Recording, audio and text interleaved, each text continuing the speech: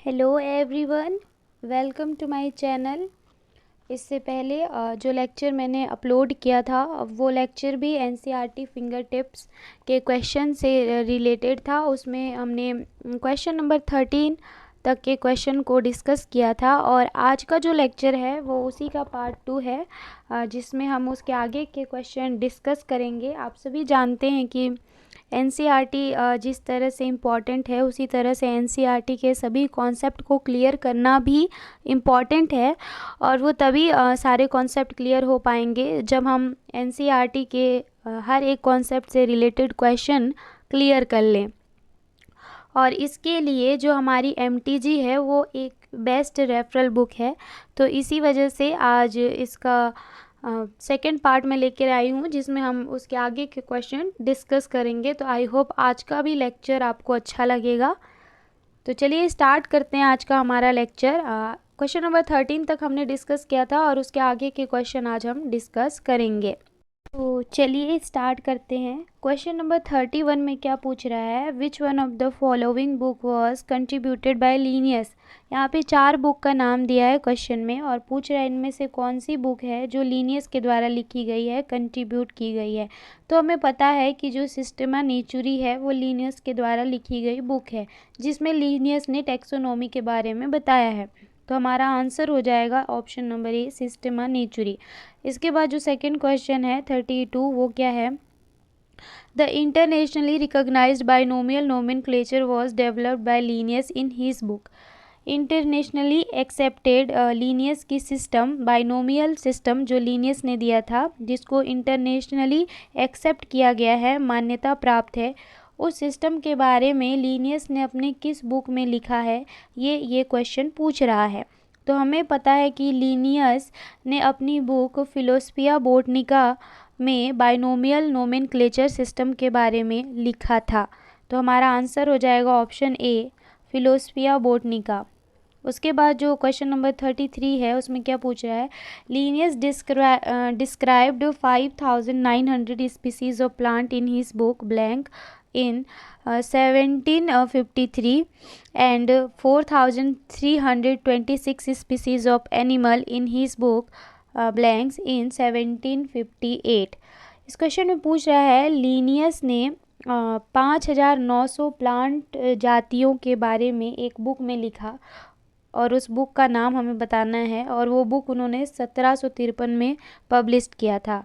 इसी तरह से लीनियस ने 4326 एनिमल जातियों के बारे में भी लिखा था अपनी एक बुक में, और उस बुक को उन्होंने 1758 में पब्लिश किया था। तो हमें पता है कि लीनियस की जो स्पीसीज प्लांटेरम बुक है, इस स्पीसीज प्लांटेरम बुक में लीनियस ने 5900 प्लांट जातियों के बारे में लिखा था। तो पहले में तो हमारा आंसर आ जाएगा पहले ब्लैंक्स में स्पीसीज प्लांटेरम, और इस बुक को लीनियस ने 1753 में पब्लिश किया था। इसी तरह से लीनियस ने एक और बुक लिखा था सिस्टेमा नेचुरी, और इस बुक में इन्होंने 4226 एनिमल जातियों के बारे में बताया था, और इस बुक को लीनियस ने 1758 में पब्लिश किया था। तो सेकेंड ब्लैंक में हमारा आंसर आ जाएगा सिस्टेमा नेचुरी, और इस तरह से क्वेश्चन नंबर 33 का आंसर होगा ऑप्शन नंबर डी।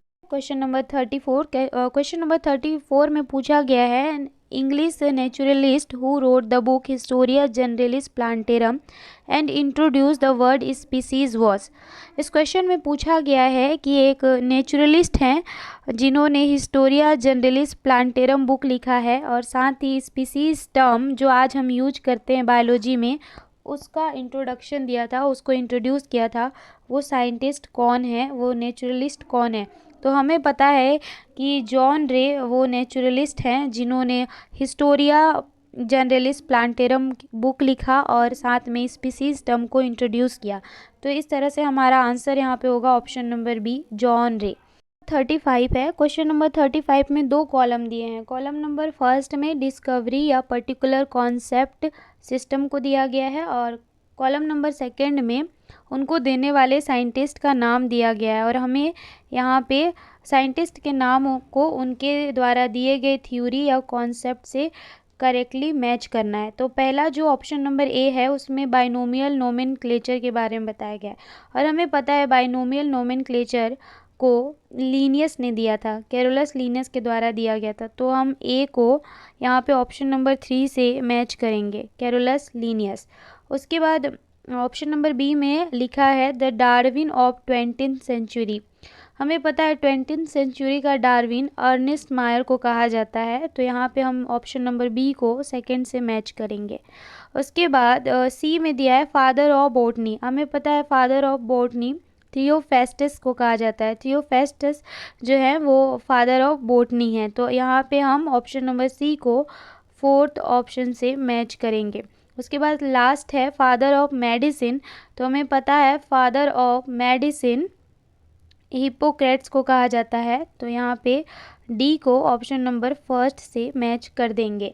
इस तरह से यहाँ पे ऑप्शन देख लीजिए, तो ऑप्शन नंबर डी में ए का सेकंड है और बी का जो है वो 3 है, तो इस हिसाब से ये तो गलत है option number D. Option number B को देखिए, ऑप्शन नंबर बी में ए का थर्ड है और हमें पता है बाइनोमियल नोमेनक्लेचर लीनियस ने दिया, तो इस तरह से बी में सही मैच हमें दिख रहा है। तो इस तरह से जो ऑप्शन नंबर बी है वो हमारे यहाँ पे करेक्ट आंसर होगा। आप एक बार मैच करके अच्छे से देख लीजिएगा ऑप्शन नंबर बी क्या है यहाँ पे करेक्ट आंसर होगा। उसके बाद जो नेक्स्ट क्वेश्चन है वो है क्वेश्चन नंबर 36। क्वेश्चन नंबर 36 में पूछा है which of the following statement is incorrect regarding the modern taxonomy. इस क्वेश्चन में हमें बताना है मॉडर्न टेक्सोनॉमी के अकॉर्डिंग दिए गए 4 स्टेटमेंट में से कौन सा स्टेटमेंट इनकरेक्ट है। मॉडर्न टेक्सोनॉमी के अकॉर्डिंग हमें गलत स्टेटमेंट यहाँ पे छांटना है। तो पहला जो ऑप्शन है उसमें लिखा है it deals with biological species. इस पहले स्टेटमेंट में कहा गया है कि जो मॉडर्न टेक्सोनॉमी है वो जो है बायोलॉजिकल स्पीसीज से डील करता है, तो ये जो है वो बिल्कुल सही है। स्टेटमेंट फर्स्ट जो है वो बिल्कुल सही है। जो मॉडर्न टेक्सोनॉमी है वो बायोलॉजिकल स्पीसीज से डील करता है, उनके बारे में बताता है, तो बिल्कुल सही है। ऑप्शन नंबर जो बी है, बी स्टेटमेंट में क्या दिया है कि it is the based on the study of all types of variation in the species. तो ये स्टेटमेंट भी बिल्कुल सही है। इस स्टेटमेंट में कहा है कि जो मॉडर्न टेक्सोनॉमी है वो स्पीसीज में मिलने वाले सभी टाइप के वेरिएशन पे बेस्ड है, उनकी स्टडी यहाँ पे की जाती है। तो ये स्टेटमेंट भी पूरी तरह से सही है मॉडर्न टेक्सोनॉमी के अकॉर्डिंग। उसके बाद जो ऑप्शन नंबर जो थर्ड है सी है, उसमें क्या लिखा है कि species is considered to be statics. यहाँ पे लिखा है स्पीसीज को स्टैटिक फॉर्म में कंसिडर करता है मॉडर्न टेक्सोनॉमी, जबकि ये बिल्कुल रॉन्ग है। जो स्पीसीज़ है वो स्टैटिक नहीं होती है, वो डायनेमिक होती है। स्पीसीज़ में लगातार वेरिएशन आते रहते हैं, वो लगातार चेंज होते रहते हैं वेरिएशन आने की वजह से। तो जबकि यहाँ पे स्टैटिक का मतलब तो हो जाएगा स्थिर, जबकि हम जानते हैं अगर स्पीसीज़ में वेरिएशन नहीं आएंगे, स्पीसीज़ अगर स्थिर रहेंगे तो नए स्पीसीज़ बनेंगे ही नहीं। और तो इस तरह से ये स्टेटमेंट क्या हो जाएगा, पूरी तरह से गलत हो जाएगा, क्योंकि स्पीसीज़ जो होती है वो डायनेमिक होती है, उसमें लगातार वेरिएशन आते हैं जिसकी वजह से नई नई जातियाँ बनती रहती हैं, नई नई स्पीसीज़ आती रहती हैं। और इस क्वेश्चन में हमें इनकरेक्ट स्टेटमेंट ही छांटना था मॉडर्न टेक्सोनॉमी के अकॉर्डिंग, तो ये मॉडर्न टेक्सोनॉमी के अकॉर्डिंग इनकरेक्ट स्टेटमेंट है। सो क्वेश्चन नंबर 36 का जो आंसर होगा वो होगा ऑप्शन नंबर सी। बाकी ऑप्शन नंबर जो डी है वो भी सही स्टेटमेंट है। It has biosystematic concept. तो हाँ, मॉडर्न टेक्सोनॉमी एक बायोसिस्टमेटिक कॉन्सेप्ट है, तो ये भी बिल्कुल सही स्टेटमेंट है। उसके बाद जो नेक्स्ट क्वेश्चन है वो क्वेश्चन नंबर 37। क्वेश्चन नंबर 37 में पूछा है टेक्सोनॉमिक कैटेगरी रिफर टू। इस क्वेश्चन में पूछ रहा है कि जो टेक्सोनॉमिक कैटेगरी होती हैं वो किसको रिफ़र करती हैं। तो हमें पता है टेक्सोनॉमी के अंदर जब हम किसी ऑर्गेनिज्म का क्लासिफिकेशन करते हैं तो उनको अलग अलग कैटेगरी में रखा जाता है, और इन कैटेगरी को उनकी रैंक या अलग अलग लेवल के हिसाब से रखा जाता है। जैसे किंगडम जो है वो हायर लेवल का टेक्सोनॉमिक कैटेगरी है, फाइलम या डिवीज़न उससे थोड़े लो लेवल का टेक्सोनॉमिक कैटेगरी है। इसी तरह से स्पीसीज सबसे लो लेवल का टेक्सोनॉमिक कैटेगरी है। तो यहाँ पे जो कैटेगरी है उनको एक रैंक या लेवल के हिसाब से रखते हैं टेक्सोनॉमी के अंतर्गत, और इन्हीं कैटेगरी के अंदर हम ऑर्गेनिज्म को उनकी सिमिलैरिटी डिससिमिलैरिटी के बेसिस पे क्लासीफाइड करते हैं। तो यहाँ पे पूछ रहा है कि ये जो टैक्सोनॉमिक कैटेगरी है ये किसको रिफ़र करती है, ये क्या बताना चाहती है, टैक्सोनॉमिक कैटेगरी है क्या अपने आप में। तो हमें पता है टैक्सोनॉमिक कैटेगरी जो है वो अपने आप में एक रैंक है, एक लेवल है, एक रैंक या लेवल को दर्शाती है। तो इस तरह से यहाँ पे हमारा आंसर क्या हो जाएगा, option number B, taxonomic category refer to a rank और level of in a taxonomic hierarchy. Next question है वह क्वेश्चन नंबर 38। क्वेश्चन नंबर 38 में क्या पूछा है, द असेंडिंग और descending arrangement of taxonomic categories is called. Taxonomic category के ascending और डिसेंडिंग अरेंजमेंट को क्या कहते हैं। हमें पता है कि जो 7 टैक्सोनॉमिक कैटेगरी हैं like kingdom, phylum, class, order, family, genus, species, इन सातों टैक्सोनॉमिक कैटेगरी को एक डेफिनेट अरेंजमेंट में रखा जाता है, एक डेफिनेट रूप से अरेंज किया जाता है। या तो इन्हें असेंडिंग ऑर्डर में आप पढ़ लीजिए या तो आप इन्हें डिसेंडिंग ऑर्डर में पढ़ लीजिए। हाई लेवल से लो लेवल पे पढ़ लीजिए या लो लेवल से हाई लेवल पे पढ़ लीजिए। तो इन टैक्सोनॉमिक कैटेगरी को इस तरह से अरेंज करने को क्या कहा जाता है। तो हमें पता है अगर टैक्सोनॉमिक कैटेगरी को असेंडिंग या डिसेंडिंग ऑर्डर में अरेंज कर रहे हैं तो इस अरेंजमेंट को टैक्सोनॉमिक हायरार्की कहा जाता है। तो इसका आंसर होगा option number C, taxonomic hierarchy. उसके बाद जो नेक्स्ट क्वेश्चन है वो क्वेश्चन है 39। क्वेश्चन नंबर 39 में पूछा है the term taxon is used for. तो मैंने बताया था जो टैक्सॉन टर्म है वो पर्टिकुलर एक कैटेगरी के लिए यूज किया जाता है, और एक जो पर्टिकुलर कैटेगरी है वो एक रैंक या लेवल को दर्शाती है टैक्सोनॉमिक हायरार्की के अंतर्गत। तो इसका आंसर होगा option number D, any rank of taxonomic hierarchy. जो टर्म टैक्सॉन है इसको किसी भी एक कैटेगरी या रैंक के लिए यूज किया जाता है टैक्सोनॉमिक हायरार्की के अंतर्गत। जैसे किंगडम है तो किंगडम अपने आप में एक रैंक है, एक लेवल है, और उसके लिए हम टैक्सोनॉमी के अंतर्गत उसको टैक्सॉन भी कह सकते हैं, टैक्सॉन टर्म भी यूज कर सकते हैं उसके लिए। ठीक है, तो क्वेश्चन नंबर 39 का आंसर होगा ऑप्शन नंबर डी। उसके बाद जो नेक्स्ट क्वेश्चन है वह क्वेश्चन नंबर 40। क्वेश्चन नंबर 40 में क्या पूछा है, which term can be used of any taxonomic rank. तो अभी हमने बताया कि टैक्सोनॉमिक कैटेगरी के किसी भी रैंक, किसी भी category like kingdom, phylum, order, class, इन सब को बोलने के लिए टैक्सोनॉमी के अंतर्गत एक टर्म यूज करते हैं और उस टर्म को कहा जाता है टैक्सॉन। टैक्सोनॉमी अपने आप में एक ब्रांच है, वहाँ पे आप अगर किंगडम नहीं बोलना चाहते, फाइलम नहीं बोलना चाहते, तो आप उनको पर्टिकुलरली टैक्सॉन कह के बोल सकते हैं। जैसे किंगडम है तो किंगडम नहीं तो टैक्सॉन बोलिए, उसके लिए क्या टर्म यूज किया जाता है, टैक्सॉन। तो टैक्सोनॉमिक कैटेगरी को क्या कहा जाता है, टैक्सॉन कहा जाता है। उसके लिए क्या टर्म यूज़ किया जाता है, टैक्सॉन। तो इस तरह से हमारा आंसर होगा क्वेश्चन नंबर 40 का बी, टैक्सॉन। उसके बाद जो नेक्स्ट क्वेश्चन है क्वेश्चन नंबर 41। क्वेश्चन नंबर 41 में पूछा है बेसिक यूनिट और smallest taxon of classification is. अब जैसे मैंने अभी बताया टैक्सोनॉमिक हायरार्की में जो 7 कैटेगरी हैं उन कैटेगरी को वहाँ पे अगर नाम से नहीं बोलना चाहते हैं तो हम टैक्सॉन बोल सकते हैं, सब अपने आप में एक टैक्सॉन है। तो यहाँ पे पूछ रहा है टैक्सोनॉमिक हायरार्की में जहाँ पे ऑर्गेनिज्म का क्लासिफिकेशन करते हैं वहाँ पे सबसे स्मॉलेस्ट या बेसिक टैक्सॉन कौन सा है। तो हमें पता है जो सबसे लो लेवल का टैक्सॉन होगा, जो सबसे लो लेवल का कैटेगरी होगा वही सबसे स्मॉलेस्ट होगा। तो हमें पता है कि जो स्पीसीज होता है वो लो लेवल की टैक्सोनॉमिक कैटेगरी है, तो लो लेवल का टैक्सॉन क्या होगा, स्पीसीज होगा। तो इस तरह से 41 का आंसर क्या हो जाएगा, ऑप्शन नंबर ए, स्पीसीज। उसके बाद जो नेक्स्ट क्वेश्चन है क्वेश्चन नंबर 42 में पूछा है the basic unit upon which the system of classification are based is।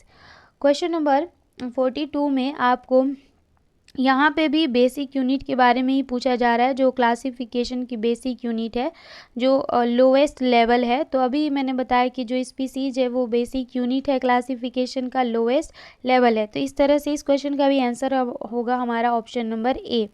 उसके बाद नेक्स्ट क्वेश्चन है क्वेश्चन नंबर 43। क्वेश्चन नंबर 43 में 4 स्टेटमेंट दिए हैं और हमें नॉट करेक्ट स्टेटमेंट को चूज करना है। पहला स्टेटमेंट है biodiversity is the occurrence of variety of life form differing in morphology, anatomy, habitats and habits. इस स्टेटमेंट में ये कहा जा रहा है कि हमारे चारों तरफ जो डिफरेंट टाइप के लाइफ फॉर्म पाए जाते हैं उन्हें ही तो हम बायोडाइवर्सिटी कहते हैं। और इस स्टेटमेंट में बता रहा है कि जो बायोडाइवर्सिटी हमारे चारों तरफ मिलती है, जो डिफरेंट टाइप के लाइफ फॉर्म मिलते हैं, वो लाइफ फॉर्म जो हैं वो अलग अलग तरह के डिफरेंट टाइप के इसलिए हैं क्योंकि उनकी मॉर्फोलॉजी, एनाटॉमी और हैबिटाट एंड हैबिट्स डिफरेंट होते हैं। अपनी मॉर्फोलॉजी, एनाटॉमी एंड हैबिटाट्स की अलग अलग तरह के होने की वजह से ही ये डिफरेंट टाइप की बायोडाइवर्सिटी हमें देखने को मिलता है। तो ये स्टेटमेंट बिल्कुल सही है। आज हमारे आसपास जो भी एनिमल रह रहे हैं वही मिलकर बायोडाइवर्सिटी बनाते हैं। और बायोडाइवर्सिटी इसलिए हमें देखने को मिलती है क्योंकि ये ऑर्गेनिज़म किसी ऑर्गेनिज़म की मॉर्फोलॉजी अलग है तो किसी ऑर्गेनिज़म की एनाटॉमी अलग है, किसी ऑर्गेनिज़म की हैबिटाट अलग है, किसी ऑर्गेनिज़म की हैबिट अलग है। इसी वजह से ये अलग अलग तरह के दिखते हैं, अलग अलग तरह की एक्टिविटी करते हैं और इसी वजह से बायोडाइवर्सिटी का निर्माण हुआ है। तो ये स्टेटमेंट बिल्कुल सही है। उसके बाद जो नेक्स्ट स्टेटमेंट है वो है systematic is the branch of biology that deals with cataloging plants, animals and other organism into categories that can be named, remembered, compared and studied। तो ये भी बिल्कुल सही है स्टेटमेंट। जो सिस्टमेटिक है वो भी एक ब्रांच है बायोलॉजी की जहाँ पे प्लांट, एनिमल और अदर ऑर्गेनिज़म को कैटेगरी में रखा जाता है, क्लासिफाइड किया जाता है, उनकी नेमिंग की जाती है ताकि उन और आगे चल के उनकी स्टडी की जा सके और उनको अदर ऑर्गेनिज़म से कंपेयर किया जा सके। इसलिए यहाँ इस ब्रांच के अंतर्गत ऑर्गेनिज़म को क्लासिफाइड किया जाता है। तो ये स्टेटमेंट भी बिल्कुल सही है। उसके बाद जो नेक्स्ट स्टेटमेंट है वो है classification is the branch of biology that deals with principle and procedure of identification and nomenclature of organism.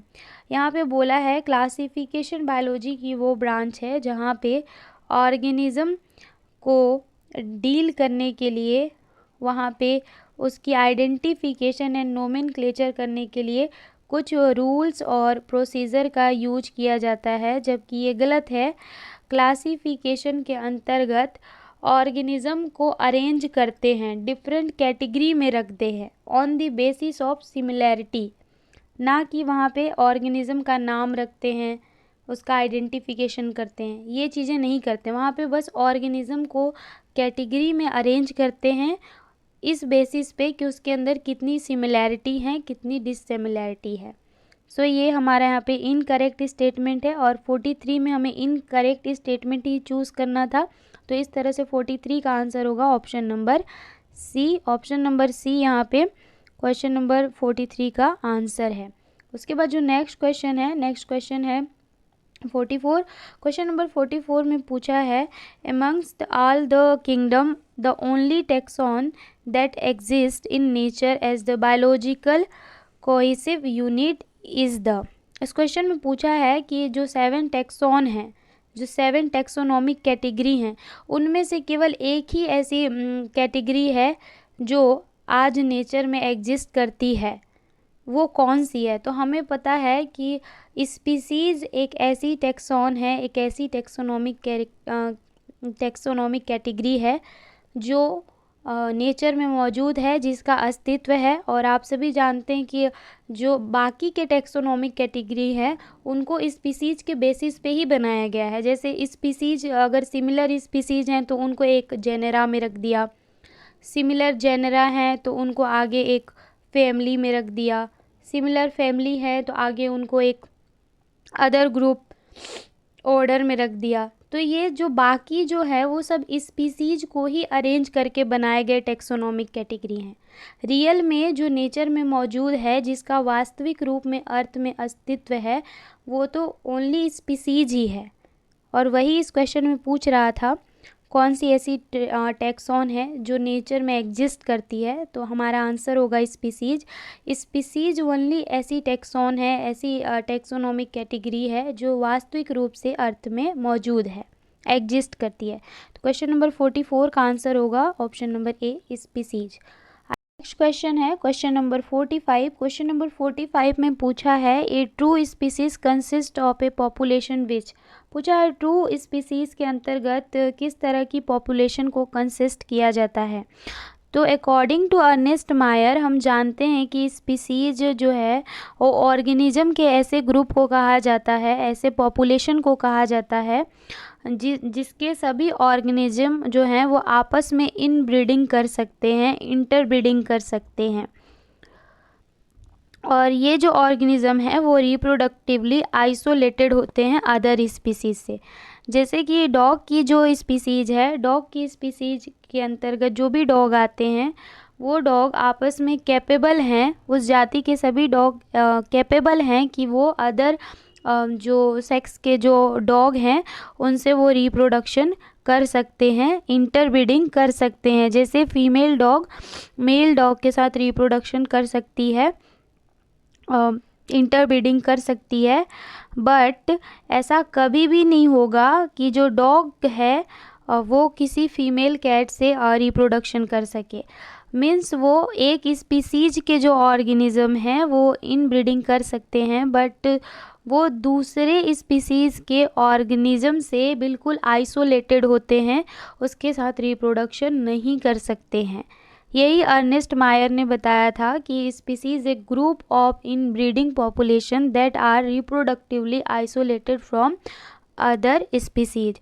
जो स्पीसीज होते हैं वो क्या होते हैं, वो रिप्रोडक्टिवली आइसोलेटेड होते हैं अदर स्पीसीज से। अदर स्पीसीज के ऑर्गेनिज्म रिप्रोडक्शन नहीं कर सकते, इनब्रीडिंग नहीं कर सकते, लेकिन सेम स्पीसीज के ऑर्गेनिज्म आपस में इंटरब्रीडिंग कर सकते हैं। तो इस हिसाब से जो 45 का आंसर होगा वो होगा हमारा ऑप्शन नंबर बी, इनब्रीडिंग। जो ऑर्गेनिज्म इनब्रीडिंग कर सकते हैं, आपस में रिप्रोडक्शन कर सकते हैं, नई प्रोजेनी को ला सकते हैं, ऐसी ऑर्गेनिज्म के पॉपुलेशन को, ऐसे ऑर्गेनिज्म के ग्रुप को एक ट्रू स्पीसीज कहा जाता है। तो इस तरह से 45 का आंसर होगा ऑप्शन नंबर बी। जो हमारा नेक्स्ट क्वेश्चन है वो है क्वेश्चन नंबर 46। क्वेश्चन नंबर 46 में कहा है, in biological terminology a group of similar organism which are capable of inbreeding, interbreeding and producing fertile offspring is called. इस क्वेश्चन में पूछ रहा है कि बायोलॉजिकल टर्मिनोलॉजी के अंतर्गत ऑर्गेनिज्म का एक ऐसा ग्रुप, सिमिलर ऑर्गेनिज्म का, जो आपस में इंटरब्रीडिंग कर सकते हैं और साथ में इंटरब्रीडिंग के बाद एक फर्टाइल ऑफ स्प्रिंग, एक फर्टाइल बच्चे को जन्म दे सकते हैं, ऐसे ऑर्गेनिज्म के ग्रुप को क्या कहा जाता है। तो अभी मैंने पहले वाले क्वेश्चन में बताया कि ऐसे ऑर्गेनिज्म जो आपस में इंटरब्रीडिंग कर सकते हैं और एक फर्टाइल ऑफ स्प्रिंग को जन्म दे सकते हैं, ऐसे ऑर्गेनिज्म के ग्रुप को स्पीसीज कहा जाता है। तो हमारा आंसर होगा ए, स्पीसीज। उसके बाद जो नेक्स्ट क्वेश्चन है 47, क्वेश्चन नंबर 47 में पूछा है मैंगीफेरा इज। तो हमें पता है मैंगीफेरा एक जीनस का नाम है। जीनस में क्या होता है, जीनस एक ऐसी टैक्सोनॉमिक कैटेगरी है जिसमें एक से ज़्यादा सिमिलर स्पीसीज को रखा जाता है। जैसे मैंगीफेरा एक जीनस है जिसके अंतर्गत मैंगो की बहुत सारी जातियों को रखा जाता है जो आपस में समानता रखते हैं। तो मैंगीफेरा यहाँ पे क्या है, एक जीनस है। इस तरह से 47 का आंसर होगा ऑप्शन नंबर बी। उसके बाद जो नेक्स्ट क्वेश्चन है वो है 48 में पूछा है, genus is a group of similar and related. इस क्वेश्चन में पूछा है कि जीनस क्या है। जीनस एक तरह से ग्रुप है सिमिलर एंड रिलेटेड स्पीसीज का। तो इसी स्टेटमेंट को आगे हमें कंप्लीट करना है। Genus is a group of similar and related species. Genus आपस में रिलेटेड, आपस में क्लोजली रिलेशन रखने वाले सिमिलर स्पीसीज का एक ग्रुप है। तो इस तरह से 48 का आंसर होगा ऑप्शन नंबर सी।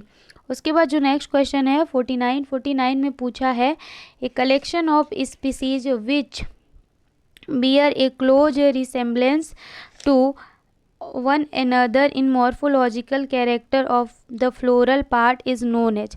इस क्वेश्चन में पूछ रहा है स्पीसीज का ऐसा कलेक्शन, ऐसा ग्रुप जो क्लोज रिजेम्बलेंस शो करते हैं और एक दूसरे से फ्लोरल पार्ट में मीन्स मॉर्फोलॉजिकल कैरेक्टर में समान दिखते हैं, ऐसे ग्रुप को किसके अंतर्गत रखा जाता है। तो हमें पता है ऐसे ऑर्गेनिज्म जो आपस में सिमिलैरिटी शो करते हैं, मॉर्फोलॉजिकल कैरेक्टर में सिमिलर दिखाई देते हैं, ऐसे ऑर्गेनिज्म को हम एक एक जीनस के अंतर्गत रखते हैं। तो इस तरह से यहाँ पे जो हमारा 49 का आंसर होगा वो होगा जीनस, ऑप्शन सी। जीनस के अंतर्गत ऐसे स्पीसीज को रखते हैं जो आपस में मॉर्फोलॉजिकल कैरेक्टर में मतलब बाहरी रूपरेखा में थोड़ा समानता शो करते हैं। जैसे जो पैंथेरा जीनस है, पैंथेरा जीनस के अंतर्गत टाइगर और लॉयन, लेपर्ड को रखा जाता है क्योंकि ये मॉर्फोलॉजिकली थोड़ी सिमिलैरिटी शो करते हैं। उसके है वह है क्वेश्चन नंबर 15। क्वेश्चन नंबर 15 में हमें 4 स्टेटमेंट दिए हैं और हमें यहाँ जीनस कैटेगरी के लिए इनकरेक्ट स्टेटमेंट फाइंड करना है। Select the incorrect statement with respect to category genus. हमें जीनस कैटेगरी के लिए जो इनकरेक्ट स्टेटमेंट यहाँ पे लिखा गया है वो फाइंड आउट करना है।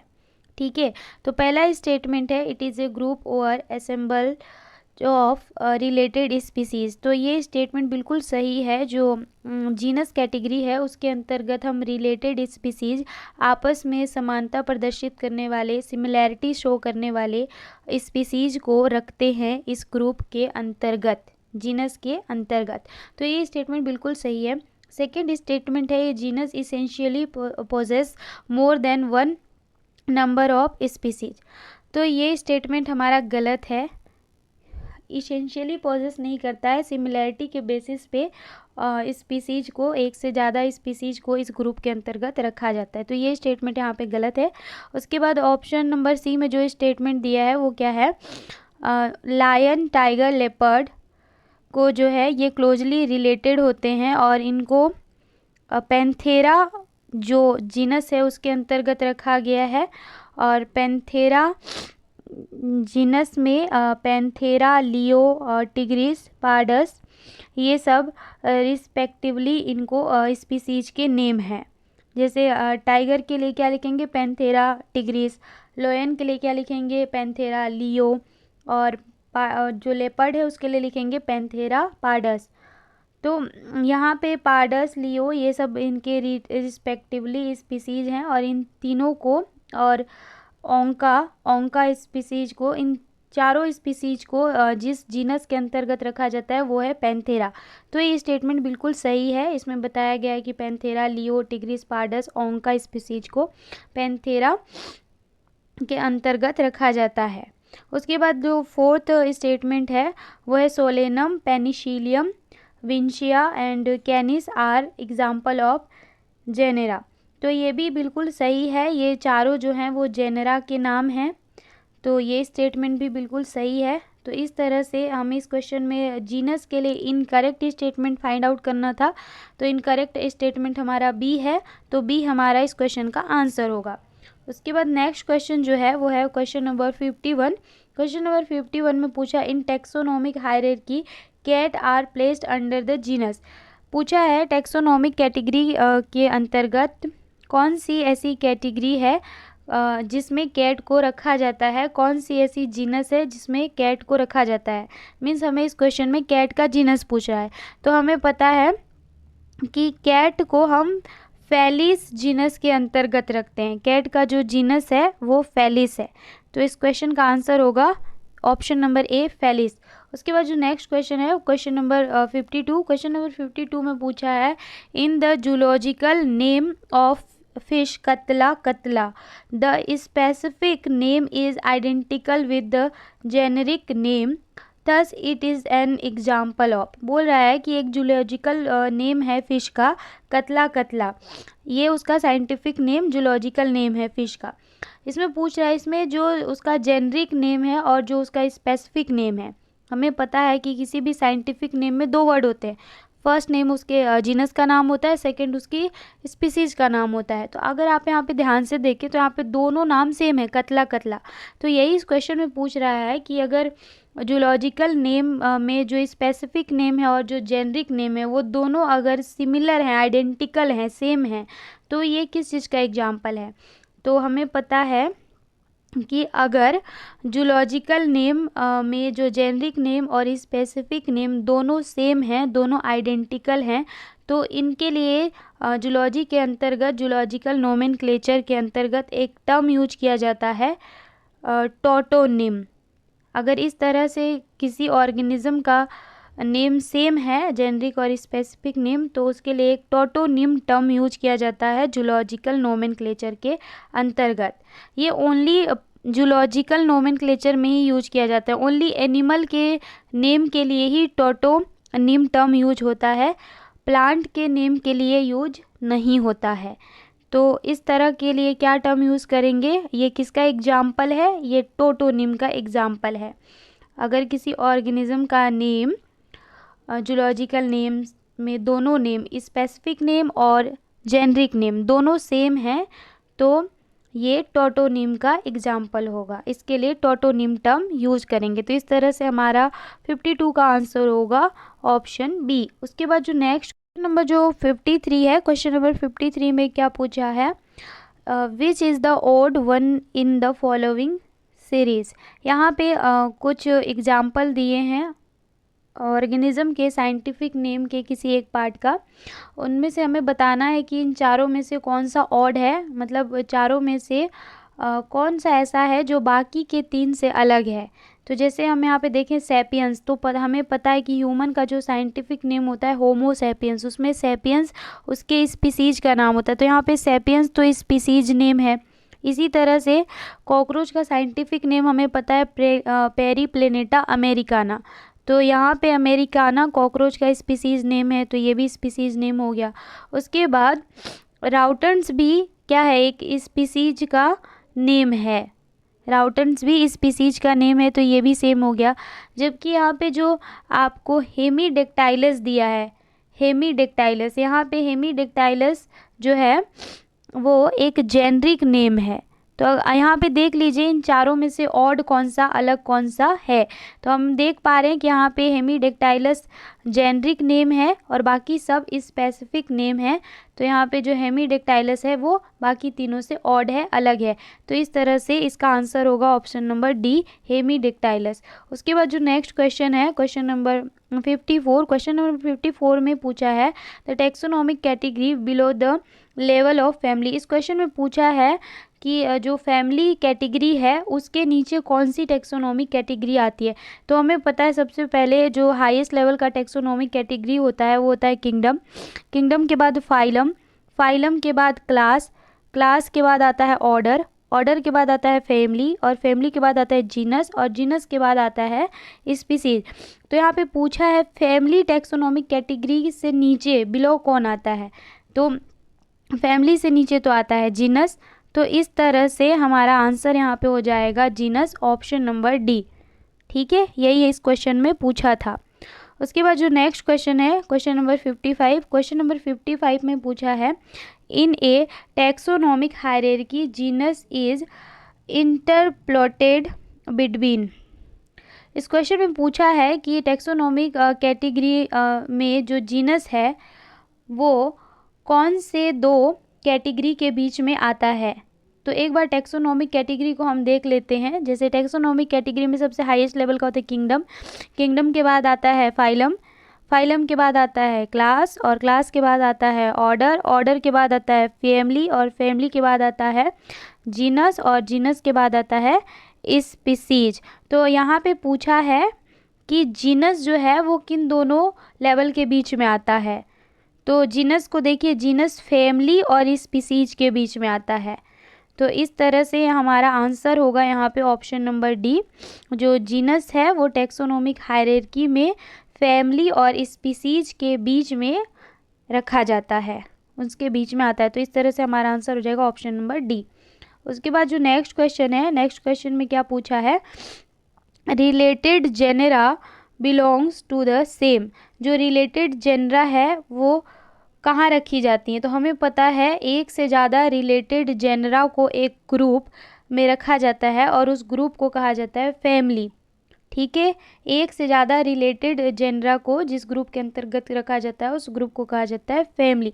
तो इस तरह से क्वेश्चन नंबर 56 का आंसर होगा ऑप्शन नंबर सी, फैमिली। जो नेक्स्ट क्वेश्चन है, नेक्स्ट क्वेश्चन 57 में पूछा गया है कि the suffix OIDEAE is used for. ये जो सफिक्स है ये किसके लिए यूज किया जाता है? कौन सी ऐसी टैक्सोनॉमिक कैटेगरी है जिसके लिए ये सफिक्स यूज किया जाता है? ठीक है, तो हमें पता है ICBN के according, international code for botanical nomenclature के अकॉर्डिंग, सभी टैक्सोनॉमिक कैटेगरीज का नाम एक सफिक्स से एंड होता है। मीन्स उनके नाम के एंड में एक सफिक्स यूज किया जाता है जिससे उन कैटेगरी की पहचान की जा सके। ये जो सफिक्स है OIDEAE, ये सफिक्स प्लांट की सब फैमिली कैटेगरी के लिए यूज किया जाता है। अगर हम प्लांट की कोई सब फैमिली है और उसका नाम हम लिख रहे हैं तो उसके नाम के लास्ट में ये सफिक्स यूज करेंगे जिससे पता चलेगा कि ये प्लांट की सब फैमिली है। तो इस तरह से क्वेश्चन नंबर 57 का जो आंसर होगा वो आंसर होगा ऑप्शन नंबर डी। प्लांट की सब फैमिली के लिए ये सफिक्स यूज किया जाता है। ठीक है, उसके बाद जो नेक्स्ट क्वेश्चन है, क्वेश्चन नंबर 58, क्वेश्चन नंबर 58 में पूछा है in a taxonomic hierarchy family is interpolated between. इस क्वेश्चन में पूछा है कि जो टैक्सोनॉमिक हायरार्की है उसमें फैमिली जो टैक्सोनॉमिक कैटेगरी है, फैमिली एक टैक्सोनॉमिक कैटेगरी है, इसको अदर किन दो कैटेगरी के बीच में रखा जाता है। तो जैसे कि हमें पता है सबसे पहले आता है किंगडम, किंगडम के बाद फाइलम, फाइलम के बाद क्लास, क्लास के बाद ऑर्डर, ऑर्डर के बाद फैमिली, और फैमिली के बाद जीनस, और जीनस के बाद आता है लास्ट में स्पीसीज। इस तरह से ये 7 कैटेगरी हैं जिनको रखा जाता है। तो हम यहाँ पे देख सकते हैं कि जो फैमिली है, फैमिली को ऑर्डर और जीनस के बीच में रखा गया है और वही इस क्वेश्चन में पूछा गया है। तो इस तरह से हमारा जो आंसर होगा इस क्वेश्चन का वो होगा answer option number C, order and genus. Order और जीनस के बीच में फैमिली को रखा जाता है। तो ऑप्शन नंबर सी जो है वो हमारा करेक्ट आंसर हो। नेक्स्ट क्वेश्चन है वह क्वेश्चन नंबर 59। 59 में क्या बोला है, which of the following taxonomic categories includes all the others. यहाँ पे 4 टैक्सोनॉमिक कैटेगरीज आपको दिए गए हैं और इस क्वेश्चन में पूछा है कैसी इनमें से ऐसी कौन सी टैक्सोनॉमिक कैटेगरी है जिनमें अदर के 3 कैटेगरी को सम्मिलित कर लिया जाता है, उनको इंक्लूड कर लेते हैं। तो हमें पता है कि जो हमारी सबसे हाईएस्ट लेवल की टैक्सोनॉमिक कैटेगरी है वो होती है किंगडम, किंगडम के बाद आता है फाइलम, फाइलम के बाद आता है क्लास, क्लास के बाद आता है ऑर्डर, ऑर्डर के बाद आता है फैमिली, फैमिली के बाद आता है जीनस और जीनस के बाद आ जाता है स्पीसीज। तो जैसे कि यहाँ पे हमें कौन कौन से ऑप्शन दिए, फैमिली दिया है, जीनस दिया है, स्पीसीज दिया है, ऑर्डर दिया है, मतलब इन 4 को दिया है। तो हमें पता है कि जो रिलेटेड स्पीसीज होते हैं उनको जिस ग्रुप में रखा जाता है उसको कहते हैं जीनस, और रिलेटेड जीनस को फैमिली में रखा जाता है, और जो रिलेटेड फैमिली है उनको उससे बड़े ग्रुप ऑर्डर में रखा जाता है। तो यहाँ पे सबसे बड़ा ग्रुप ऑर्डर है।